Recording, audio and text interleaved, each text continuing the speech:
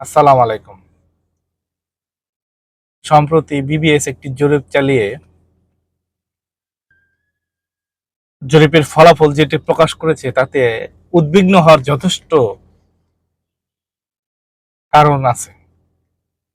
তারা বলেছে সবচেয়ে বেশি ঘুষ এবং অবৈধ ইনকামের সাথে জড়িত হয়ে আছে সরকারি কর্মকর্তারা। এক্ষেত্রে গত 11 মাসে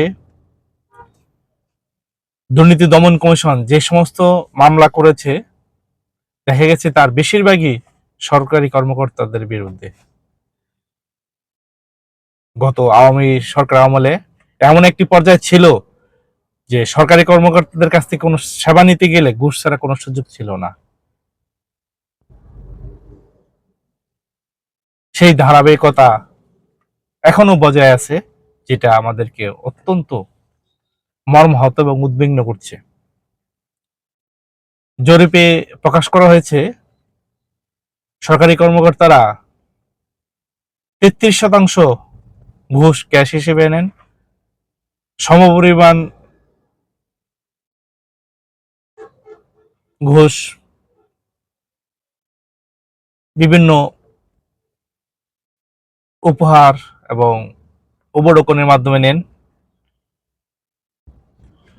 আর বাকিটা পরোক্ষভাবে নেন। শহরের কর্মকর্তাদের চেয়ে গ্রামের বা মফস্বলের কর্মকর্তারা ঘুষ ক্যাশ হিসেবে বেশি নেন। আমরা প্রত্যাশা করব জনগণের সেবক যারা সরকারি কর্মচারী হিসেবে, জনগণের কর্মচারী হিসেবে নিজেদেরকে নিয়োজিত করেছেন, তারা এই ধরনের অনৈতিক এবং ক্ষতিকর কাজ থেকে ফিরে আসবেন, জনগণকে স্বতঃস্ফূর্তভাবে সেবা প্রদান করবেন। ধন্যবাদ সবাইকে।